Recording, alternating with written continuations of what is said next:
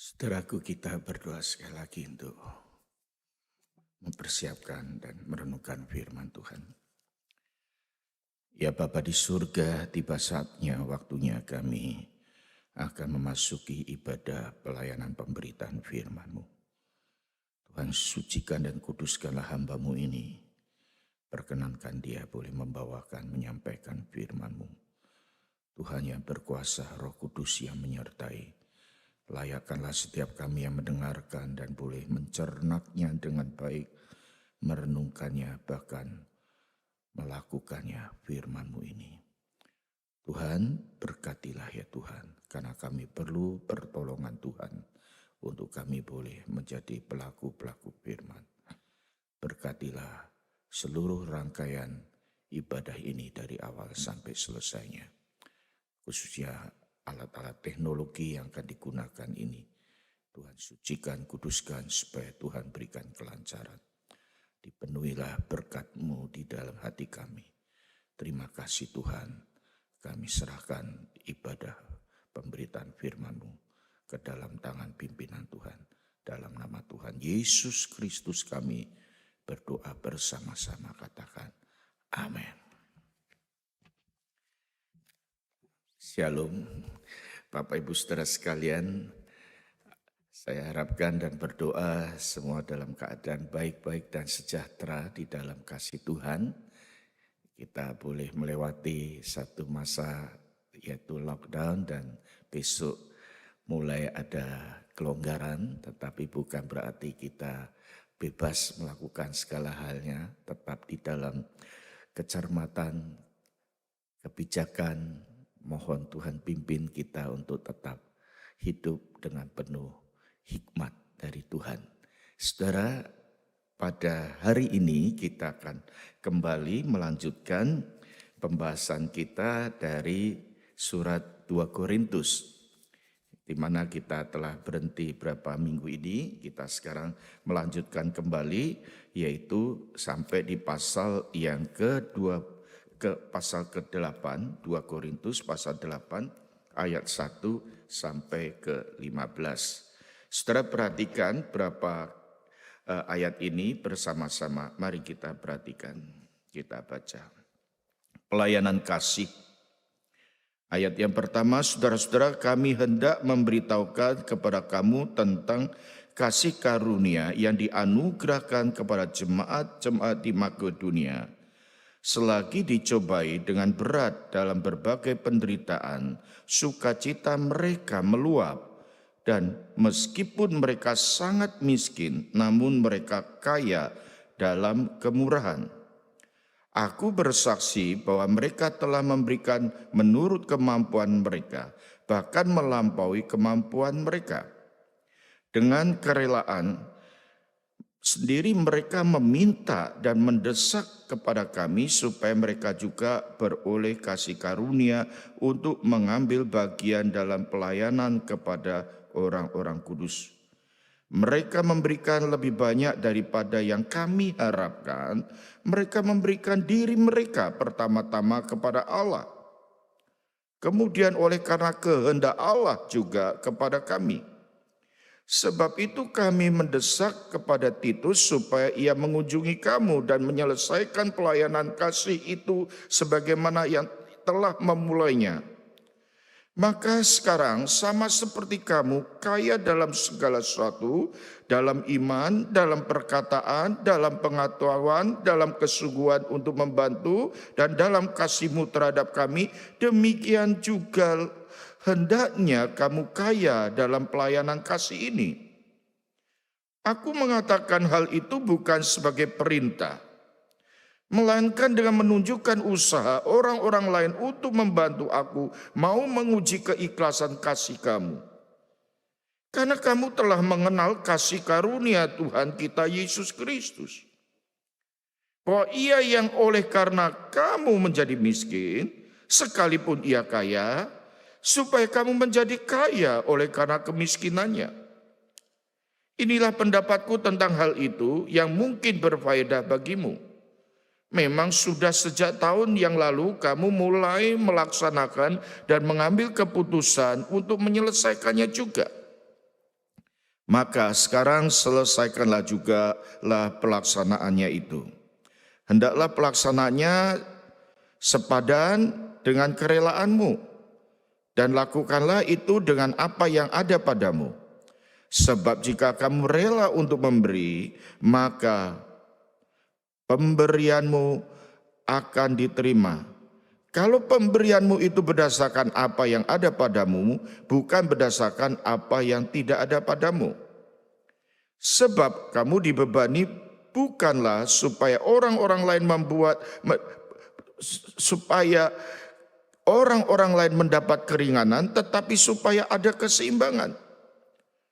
Maka hendaklah sekarang ini kelebihan kamu mencukupkan kekurangan mereka, agar kelebihan mereka kemudian mencukupkan kekurangan kamu, supaya ada keseimbangan.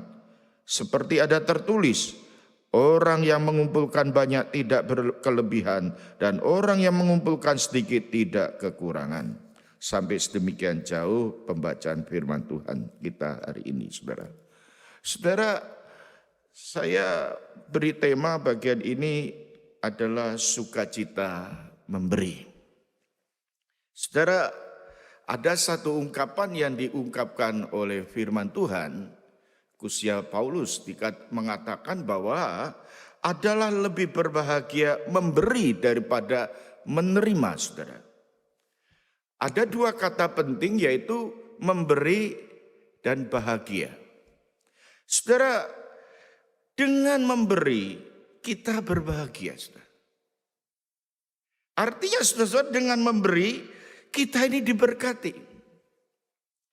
Saudara-saudara, saya pikir statement ini tentu tidak mudah disetujui, saudara. Tidak mudah kita setujui karena pada umumnya orang lebih senang menerima, saudara. Lebih senang menerima bukan memberi, saudara. Saudaraku, tidaklah mudah, saudara. Karena saudara-saudara, banyak orang lebih mudah mengkaitkan kebahagiaan itu dengan menerima bukan memberi, saudara. Saudara, karena saudara-saudara, kita tahu siapa sih yang tidak senang kalau menerima, saudara. Siapa sih yang tidak senang, apa artinya itu mendapatkan, saudara. Saudara, kita tentu bahagia, saudara-saudara, kalau mendapatkan sesuatu dari orang lain misalnya, saudara. Siapa sih yang tidak suka menerima bantuan, saudara? Siapa yang tidak suka menerima uang, menerima keuntungan dari pekerjaannya, saudara?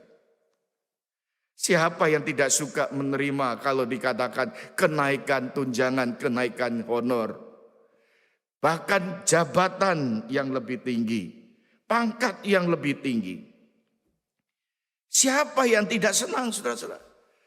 Kita hidup di dalam masyarakat yang dipenuhi dengan satu cita-cita dan keinginan untuk menerima dan tidak memberi. Pada umumnya orang mengkaitkan kebahagiaan itu dengan menerima, saudara. Apalagi saudara-saudara di dalam kondisi kekurangan, di dalam kondisi kesulitan, pasti kita lebih senang menerima daripada memberi, saudara. Menerima bantuan makanan, menerima bantuan medis, pastilah itu menyenangkan, saudara. Saudara-saudara, ketika kita memikirkan dari firman Tuhan ini yang mengatakan lebih berbahagia memberi daripada menerima, itu bukan berarti si penerima tidak bahagia, bukan itu maksudnya. Si penerima tentu senang, tentu bahagia, tentu diberkati karena dia menerima berkat. Tetapi firman Tuhan pada bagian hari ini, saudara-saudara, ingin mengajarkan dalam satu dimensi, yaitu berkenan dengan suatu kebahagiaan di waktu seseorang itu memberi, saudara. Kebahagiaan ini, saudara-saudara, boleh saya katakan kebahagiaan yang sudah dihidupkan di dalam Tuhan kita Yesus Kristus. Saudara-saudara, kita nggak tahu di mana persis Yesus mengatakan kalimat ini, tetapi saya yakin Paulus pada waktu mengambil kata-kata ini, saudara, itu juga saya lihat, kita bisa melihat bagaimana kehidupan Kristus menghidupi kalimat ini, saudara. Yesus itu datang ke dalam dunia bukan minta dilayani, tetapi melayani. Bukan menerima, tetapi memberi, saudara. Saudara-saudara, keinginan Yesus yang terbesar, yaitu di dalam hati Allah ini, yaitu ingin memberikan, ingin menyampaikan, bahkan memberikan satu kebahagiaan yang sejati kepada setiap umatnya, setiap saudara dan saudara kita semua. Saudara-saudara, perikop pada pagi hari ini, saudara-saudara, diceritakan itu ada sekelompok orang-orang percaya yang ada di provinsi Makedonia, saudara. Saudara, melalui pemetaan beberapa Makedonia ini, provinsi Makedonia ini ada beberapa kota, saudara, termasuk kota Filipi, Tesalonika, kota Berea ada di sana, saudara. Paulus menyebutkan jemaat-jemaat di sana, saudara-saudara, untuk agar dapat menjadi contoh dan teladan. Di tengah-tengah jemaat Korintus ini, saudara-saudara, ketika Paulus berbicara tentang pelayanan kasih, atau yang disebutkan diakonia. Saudara-saudara, ini di mana Paulus pada waktu itu sedang menghadapi satu pelayanan di mana dia melihat ada satu jemaat yang ada di Yerusalem yang sedang mengalami kesusahan. Kemungkinan besar mereka sedang mengalami kelaparan, mereka sedang mengalami penderitaan. Maka Paulus mempunyai hati ingin membawa seluruh jemaat, saudara-saudara yang dia kenal, untuk memberikan dukungan kepada jemaat di Yerusalem.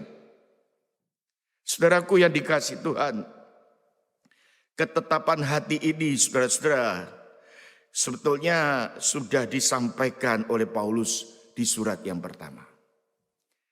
Di surat pertama 1 Korintus 16 kita melihat bagaimana Paulus juga sudah berbicara menunjukkan keadaan yang ada di Yerusalem. Dan jemaat Korintus sudah mengambil keputusan, sudah memanggil satu pelayanan kasih di sana, saudara. Tetapi saudara, Paulus mengulang kembali di surat kedua ini. Tentunya ada sebabnya, saudara-saudara.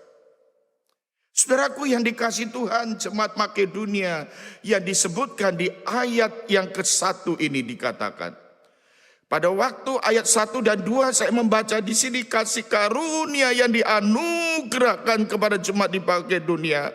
Mereka sedang dicobai berat dalam berbagai penderitaan, dengan berbagai macam kesulitan.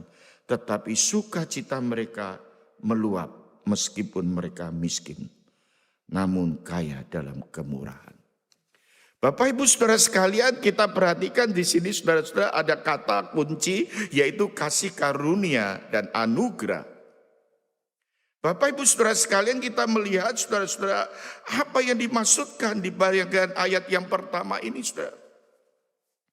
Sehingga Paulus mengatakan, aku bersaksi mereka telah memberikan, boleh dikatakan ayat yang ketiga, menurut kemampuan mereka, bahkan melampaui kemampuan mereka.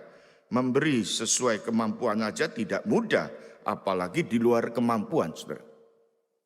Bapak Ibu Saudara sekalian, suatu yang paradoks di sini, Paulus mengatakan ayat yang kedua, mereka sangat miskin tetapi kaya dalam kemurahan. Saudara-saudara, kasih karunia anugerah Allah dan di dalamnya ada satu perwujudan jemaat di Makedonia disebutkan oleh Paulus dalam firman Allah ini, yaitu kemurahan. Ada kemurahan hati di sana, saudara. Bapak Ibu Saudara sekalian, itu ada seorang pendeta yang bertanya kepada jemaatnya sebagai seorang peternak, saudara. Seorang yang sangat sederhana. Dia tanya pada jemaatnya yang sederhana ini, kalau kamu punya 100 ternak domba, apakah engkau memberikan 5 ekor domba itu kepada Tuhan? Dia jawab, pasti saya mau memberikan 5 ekor domba pada Tuhan. Selanjutnya pendeta ini bertanya lagi, dia tanya, kalau kamu punya 100 ekor sapi, apakah engkau rela memberikan 50 ekor persembahkan pada Tuhan? Dia kata, saya siap, saya bersedia memberikan 50 ekor. Pertanyaan ini selanjutnya pendeta ini tanya, Kalau begitu saya tanya selanjutnya. Kalau kamu punya 2 ekor babi dan Tuhan mau 1 ekor babi itu diberikan pada Tuhan, apakah engkau bersedia dan mau memberikannya? Bapak petani ini segera dia mengatakan, Pak Pendeta, jangan gitu dong. Bapak kan tahu saya sungguh-sungguh punya 2 ekor babi. Saudara, masakan mungkin saya memberikan seperti itu? Saudara-saudara, memberikan di dalam kemampuan saja tidak mudah, saudara. Apalagi saudara-saudara di luar kemampuan, saudara. Saudara, jemaat di Makedonia ini memberi sesuatu yang di luar kemampuan mereka. Ini apa yang ada di dalam hidup mereka? Apa yang ada dalam kehidupan masyarakat, gereja, jemaat yang ada di Makedonia itu? Saudara-saudara, saya ingin memberitahukan kepada kita untuk merenungkan, saudara-saudara. Di waktu seseorang itu memberi bukan berkenaan dengan situasi keadaan apa yang dia miliki. Bukan berkenaan dengan jumlah uang yang ada di akun banknya. Seseorang bisa memberikan ini sangat ditentukan dari hati. Hati seseorang, saudara. Jemaat di Makedonia ini, saudara-saudara, boleh kita simpulkan memberikan pelayanan kasih, saudara-saudara. Dia adalah bagian daripada tubuh Kristus. Dia tahu jemaat yang ada di Yerusalem sedang mengalami kesulitan. Hatinya di sana, saudara-saudara. Kita bisa baca dari ayat ke ayat ini, saudara-saudara. Ayat yang keempat itu dikatakan dengan kerelaan sendiri mereka itu mendesak. Mereka itu meminta mendesak kepada kami, Paulus katakan, supaya beroleh kasih karunia untuk mengambil bagian dalam pelayanan kepada orang-orang kudus. Mereka meminta, bayangkan, meminta, mendesak. Bukan Paulus meminta sumbangan, enggak. Di sini enggak diceritakan Paulus minta-minta untuk supaya jemaat-jemaat memberikan ke Yerusalem kepada jemaat di Makedonia yang sedang kesulitan, tidak. Tetapi mereka di ayat yang keempat ini katakan mereka mendesak dan meminta dengan sangat, saudara-saudara. Artinya mereka memohon kepada Paulus supaya boleh dilibatkan berbagian untuk mengambil pelayanan kasih. Saudara, kenapa bisa demikian, saudara-saudara? Karena kalau kita memahami kebenaran ini, saudara. Berapa malam ini saya mengikuti kedup-kedup membahas bagian ini, saudara. Ada seorang ibu mengatakan, ini pemberian itu sebuah privilege. Saudara setuju sekali, ini adalah sebuah privilege, sebuah kesempatan, suatu kehormatan. Kita boleh diberikan kesempatan. Jemaat Makedonia mempunyai kerinduan demikian besar karena ada satu bawa pemahaman di dalam dirinya. Memberi itu sebuah privilege, sebuah kehormatan yang Tuhan berikan. Kesempatan. Ayat yang kelima ini menyebutkan kenapa mereka sampai demikian. Kenapa mereka mempunyai kemurahan hati, mempunyai kehidupan yang sedemikian penuh kasih, bahkan rela mengorbankan apa yang dia miliki. Ayat yang kelima ini kuncinya, saudara. Mereka memberikan lebih banyak daripada yang kami harapkan. Mereka memberikan diri mereka pertama-tama kepada Allah. Saudara, saya berhenti di sini, saudara. Coba kita perenungkan betul-betul kata-kata ini, saudara-saudara. Pertama-tama kepada Allah mereka memberikan diri. Kemudian oleh kehendak Allah, saudara. Ini jawabannya. Saudara, seseorang yang ini sangat penting sekali, saudara. Seseorang yang memberi, termasuk memberi pelayanan, melakukan pelayanan, memberikan persembahan, memberikan uang, saudara. Itu kalau tidak didasarkan kepada hidupnya yang sudah dipersembahkan kepada Tuhan. Sudah diberikan kepada Tuhan. Jemaat Makedonia ini Paulus katakan mereka pertama-tama memberikan diri mereka kepada Allah. Kita teringat pada perkataan Rasul Paulus dalam Roma 12 ayat 1 dan 2. Saudara, ada satu kata di sana, ibadah yang sejati ada persembahan tubuh kita, persembahan hidup kita. Saudara-saudara, memberi diri kepada Allah yang pertama-tama. Sesuatu yang perlu kita landaskan dalam kehidupan ini, saudara-saudara. Seseorang kenapa bisa mempunyai simpatik, mempunyai empati, mempunyai belas kasihan, bahkan mempunyai kemurahan hati di tengah situasi yang sulit sekalipun, saudara. Karena dia menyadari bahwa hidupnya itu adalah untuk Tuhan. Dan jikalau Tuhan menggerakkan di sana, dikatakan ayat yang kelima ini, oleh karena kehendaknya, kehendak Allah dalam diri seseorang, adanya satu dorongan, ada satu gerakan dari Allah. Saya kira ini merupakan sesuatu kekuatan yang tidak bisa dibantahkan. Jadi boleh dikatakan memberi dalam kondisi yang sulit secara alamiah enggak memungkinkan. Pada umumnya tidak mungkin seseorang bisa melakukan seperti jemaat di Makedonia. Tetapi sesuatu yang tidak mungkin inilah jikalau Allah yang mengerjakannya, Allah yang melakukannya, menggerakkannya di dalam kehendaknya, saudara-saudara. Kita bisa saksikan, saudara. Ini yang saya sebutkan ini adalah yang terjadi di ayat pertama tadi. Mengkaitkan adanya kasih karunia Allah yang dianugerahkan kepada jemaat-jemaat. Kasih karunia anugerah Allah yang diberikan, yang dialami oleh orang-orang yang ada di provinsi Makedonia ini. Kasih karunia Allah di mana Allah bekerja dalam diri seseorang. Sehingga dia memberikan sebuah akibat, yaitu hati yang mau memberi. Hanya ada satu pribadi, yaitu Yesus Kristus, yang mereka terima. Itulah yang mengubah mereka, saudara. Inilah yang mengerjakan dalam diri seseorang yang bisa melakukan sampai memberikan di dalam pernyataan kemurahan hati tadi. Jemaat yang ada di Makedonia ini jemaat yang penuh dengan kemurahan. Ini sebagian orang menganggap, bahkan ada seorang teolog mengatakan ini sebagai visible sign. Sesuatu yang tampak, yang merupakan invisible grace. Yang merupakan satu anugerah Allah yang tidak terlihat. Tanda yang kelihatan merupakan adanya anugerah Allah yang bekerja. Jadi di dalam kehidupan kita ini, di dalam kehidupan saudara dan saya ini, mari kita sadar bahwa ada anugerah Allah yang bekerja dalam diri seseorang. Ketika kita sudah ada dalam kehidupan di dalam Kristus, maka kita mengalami dan bisa melihat anugerah Allah yang bekerja. Anugerah yang Allah yang bekerja ini mentransformasi hidup.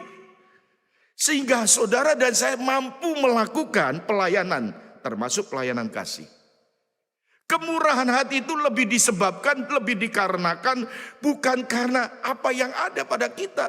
Tetapi karena adanya kekayaan, relasi, hubungan dengan Allah. Daripada kekayaan uang yang kita miliki. Jadi jangan menyangka bahwa kalau persembahan kita cari aja orang yang mampu, orang yang punya uang banyak. Belum tentu bisa memberikan.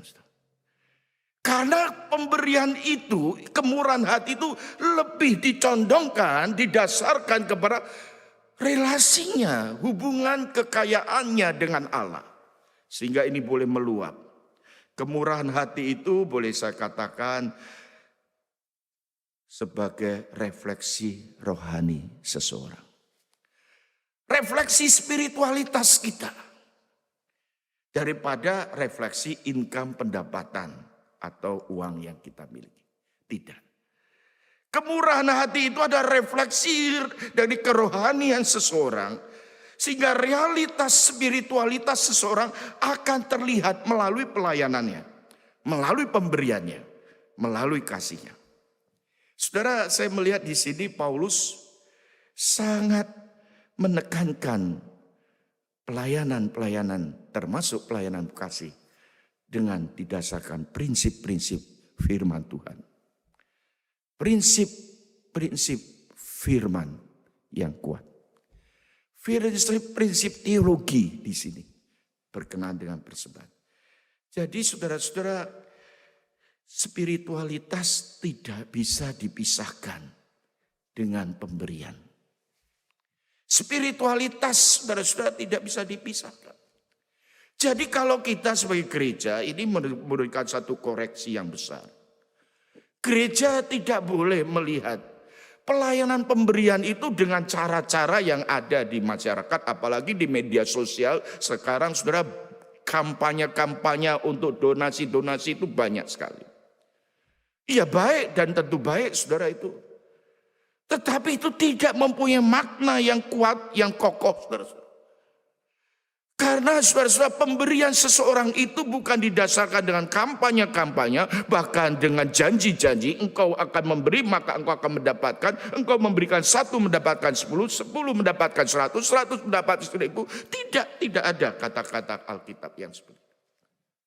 Pemberian itu didasarkan kepada kasih kita kepada Tuhan.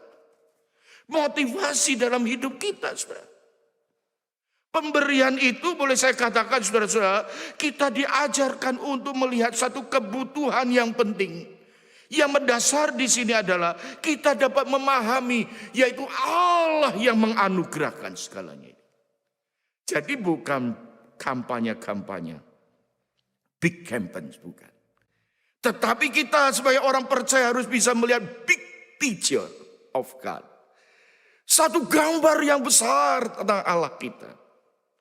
Memahami gambar Allah yang besar itu. Saudara, oleh sebab itu saudara-saudara, hari ini kita perlu hati-hati dengan metode-metode yang seringkali dipakai sebagai pancingan. Kampanye-kampanye yang semarak dengan dunia sosial kita. Saudara bisa menghasilkan, tetapi saya yakin enggak tahan lama. Tidak permanen.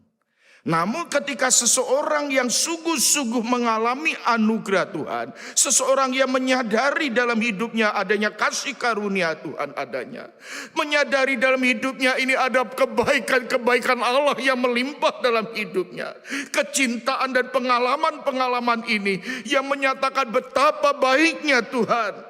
Semakin seorang mengenal Allah, semakin dia cinta Allah, semakin dia mengenal Allah, semakin dia rela memberikan apa yang dia punya, yang berupa dari Allah adanya. Jadi anugerah Allah itu bukan saja membebaskan kita dari hukuman dosa, tetapi juga anugerah Allah itu membebaskan kita dari keterikatan kita. Di dalam dunia ini ada satu spirit yang ada. Keterikatan akan harta, keterikatan akan uang yang bisa menjadi berhala kita, yang bisa menjadi Tuhan kita.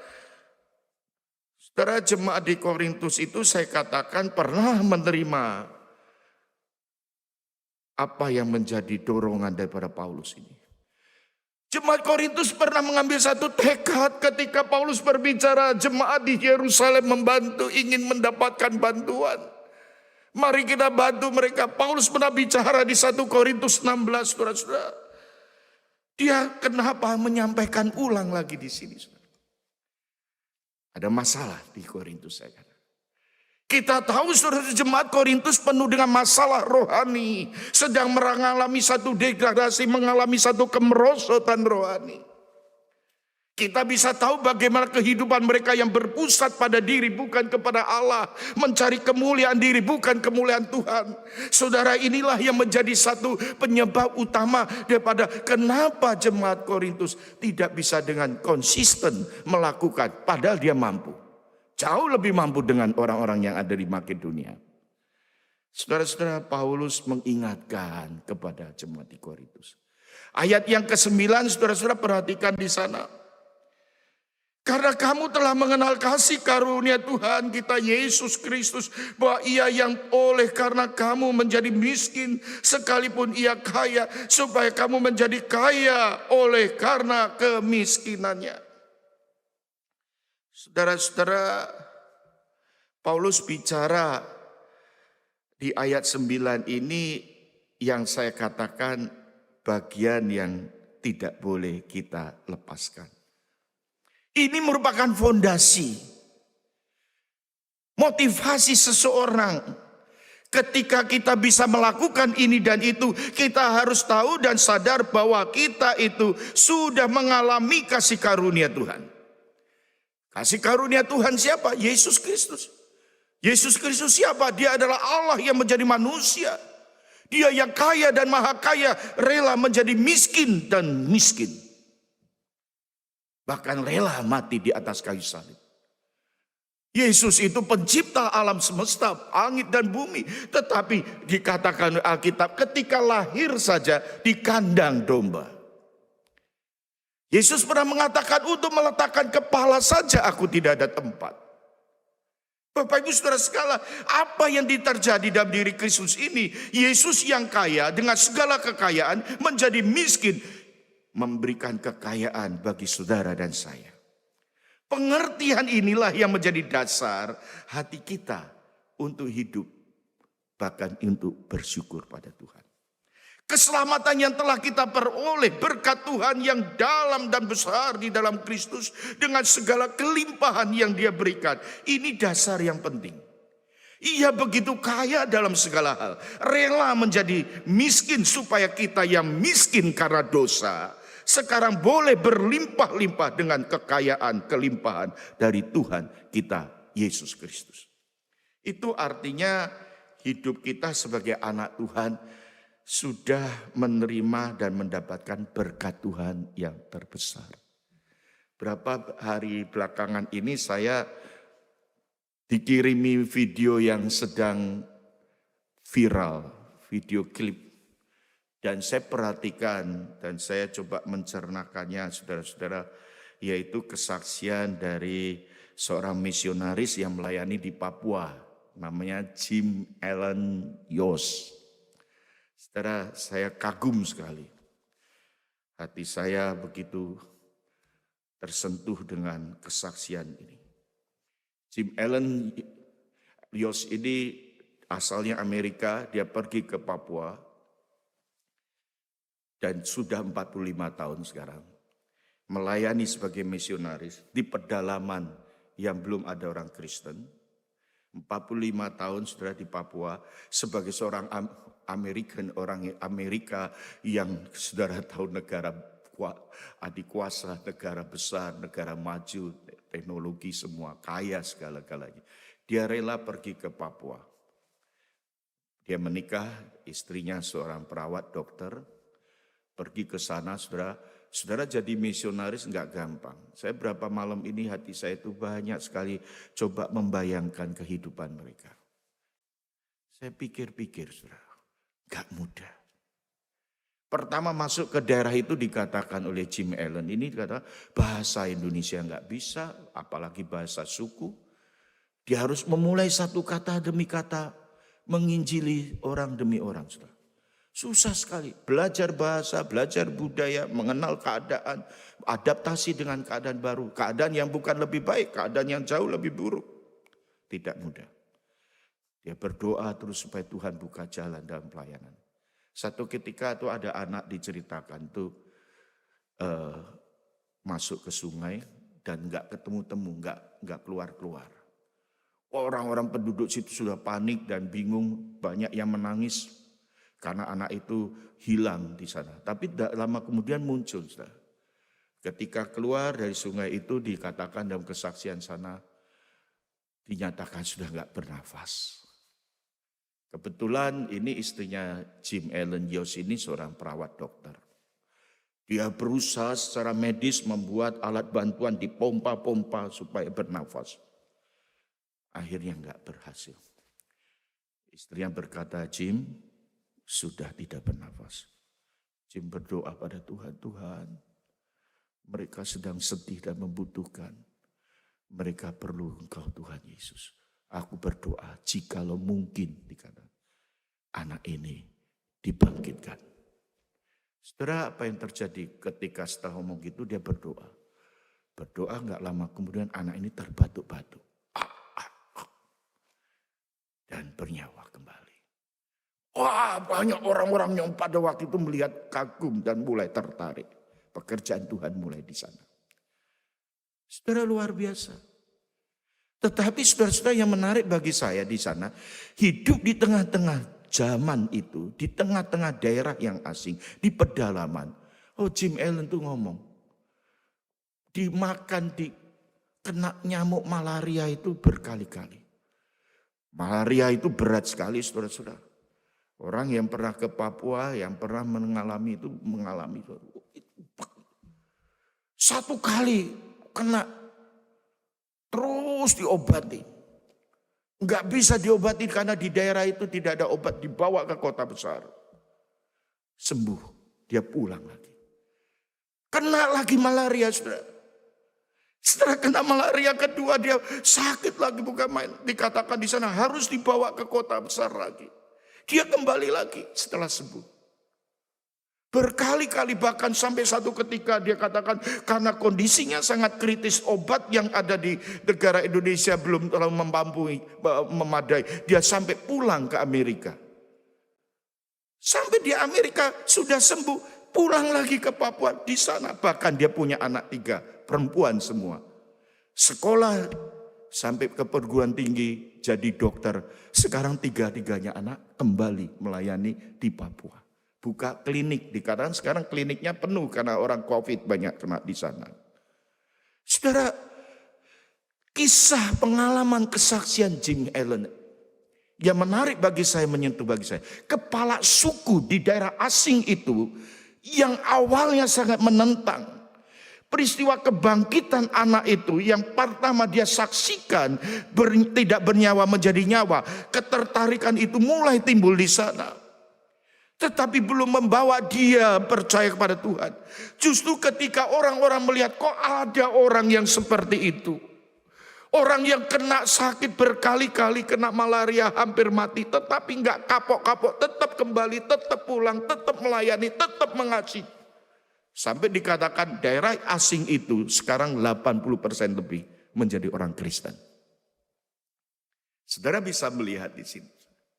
Saudara dan saya mungkin kalau kita renung-renungkan, kita enggak bisa jadi misionaris yang seperti itu. Kita enggak mungkin pergi ke daerah yang seperti itu.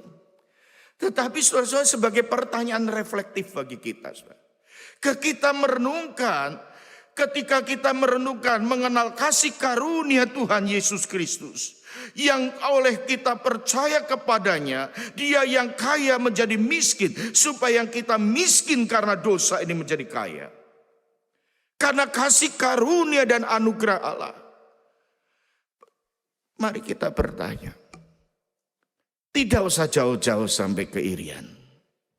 Di sekitar kita, di sekeliling kita, di depan mata kita. Ketika kita menemukan orang-orang yang seperti keadaannya sekarang ada di Yerusalem, yang sedang menderita. Bukan menderita uang, kalau di Australia nggak ada itu. Diakonia di sini sulit jalan karena pemerintah sebagai diakonosnya berikan. Tetapi saudara, kehidupan itu hari ini jangan kita melihat dengan kacamata kebutuhan seseorang hanya uang dan harta, bukan. Pelayanan kasih diakonia itu menyangkut kehidupan holistik seseorang, kehidupan utuh kita ini. Ketika seorang yang sedang ada beban berat, ketika orang mengalami depresi, ketika mereka mengalami tekanan, ketika mereka mengalami kesepian, ketika mereka mengalami ketakutan, ketika mereka mengalami kecemasan, bahkan ketika mereka berputus asa, mereka mengalami kehidupan yang tidak ada pengharapan, karena di depan mata mereka hanya memikirkan sesuatu yang gelap dan kematian itu akan tiba. Hidupnya belum ada Tuhan, belum mengalami kasih karunia Tuhan, hidupnya belum pernah mengenal Kristus. Saudara-saudara, mari pelayanan kasih ini kita betul-betul mengarahkan diri kita kepada satu dunia pelayanan kita yang saya sebut dengan evangelistik, penginjilan yang kita lakukan melalui kehidupan kita. Saudara sekalian yang dikasihi Tuhan, ayat yang ke-10 sampai ayat yang ke-15 secara ringkas kita melihat di bagian ini, saudara. bagaimana respon yang diharapkan oleh firman Tuhan ini. Berkenaan dengan pelayanan kasih, Paulus berbicara khususnya di konteks jemaat di Korintus. Inilah pendapatku tentang hal itu yang mungkin berfaedah bagimu. Memang sejak tahun yang lalu kamu mulai melaksanakannya dan mengambil keputusan untuk menyelesaikannya, maka sekarang selesaikanlah. Saudara-saudara, tunaikan tugasmu, selesaikanlah. Paulus mengendaki jemaat di Korintus mempunyai satu tindakan, mempunyai satu perwujudan. Kekristenan itu adalah tindakan. Kasih itu ada kata kerja. Bertindak. Saudara-saudara, ayat yang ke-12 itu dikatakan, jika kamu rela untuk memberi, maka pemberianmu akan diterima. Kalau pemberianmu itu berdasarkan apa yang ada padamu, bukan berdasarkan apa yang tidak ada padamu. Bukan demikian, saudara. Kalau dikatakan ayat yang ke-13, kamu dibebani bukan supaya orang-orang lain mendapat keringanan, tetapi supaya ada keseimbangan. Maka hendaklah sekarang ini kelebihan kamu mencukupkan kekurangan mereka, agar kelebihan mereka dikatakan kemudian mencukupkan kekurangan kamu, supaya ada keseimbangan. Ayat yang ke-15, ada tertulis orang yang mengumpulkan banyak tidak kelebihan, orang yang mengumpulkan sedikit tidak kekurangan. Saudara, Paulus mengingatkan, hendaklah selesaikan panggilanmu. Selesaikanlah pelayananmu yang sepadan dengan kerelaanmu. Ayat penting itu, saudara. Sebab jika kamu rela untuk memberi, maka pemberianmu itu akan diterima. Kalau pemberianmu itu berdasarkan apa yang ada padamu, bukan berdasarkan apa yang tidak ada padamu. Berilah apa yang ada padamu. Tuhan tidak tuntut dengan apa yang tidak ada pada kita. Pemberian itu bersifat sesuatu yang Tuhan memang sudah berikan dan Tuhan sudah sediakan dan Tuhan sudah karuniakan. Kita seringkali berpikir demikian, saudara.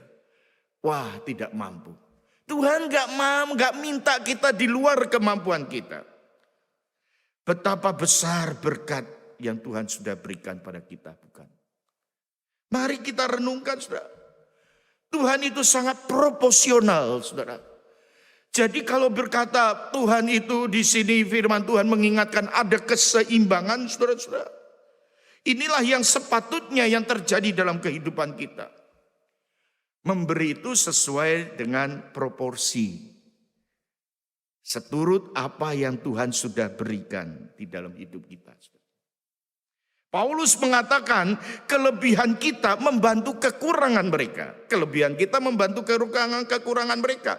Tetapi kekurangan mereka itu membantu kelebihan kita. Supaya ada keseimbangan. Hari ini kiranya firman Tuhan ini boleh mendasari kehidupan pelayanan kita. Tuhan memberkati saudara. Tuhan akan menolong kita. Agar sungguh-sungguh kita menjadi anak-anak Tuhan. Tapi ingat saudara-saudara, dari 1 Korintus pasal 8 ayat 1-15. Dan kita akan berlanjut pada ayat berikutnya. Selama 3 minggu ini akan berbicara di topik yang mengkait. Saya kira bagian yang pertama ini mari kita renungkan baik-baik. Tuhan memberkati saudara dan saya. Amin.